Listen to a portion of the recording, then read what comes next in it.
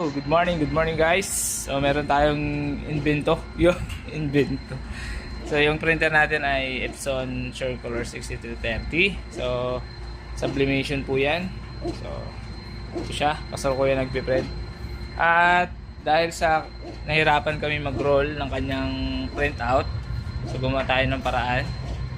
So yan. So ito ay pick up roller ito ng pick up roller ba tawag doon? Ito. Mahaba pa kasi ito eh. So ang bala ko dito ay putulin ko na lang yung bakal. Ito yung bakal kasi masyado siyang mahaba. Pero hindi ko pa alam kung ano magiging resulta sa mga susunod na panahon.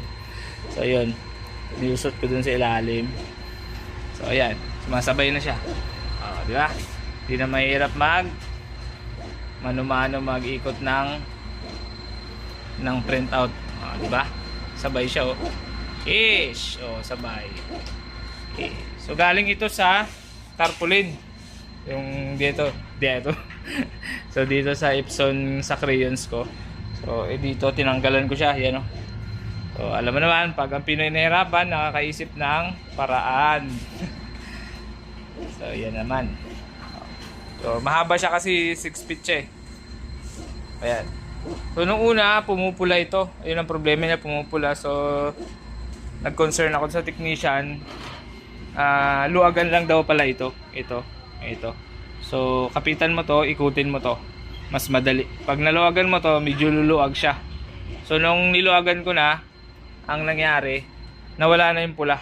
So yung printer kasi na to, itong Epson, more on sensor kasi to. Halos lahat ng mga part nito may sensor. Hanggang doon sa may waist niya, may sensor pa rin. Punong-puno ng sensor to, kaya hindi siya ganun kahirap i-maintenance. Sa ink, wala ka rin alalahanin sa ink ng Epson na yan kasi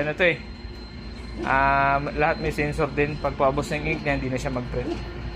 So, kaya walang problema. So yan na siya, wala nang hirap, tuloy-tuloy na yung kanyang ikot. Ayan, umiikot. Dito yung switch niya Ayan. Umiikot siya.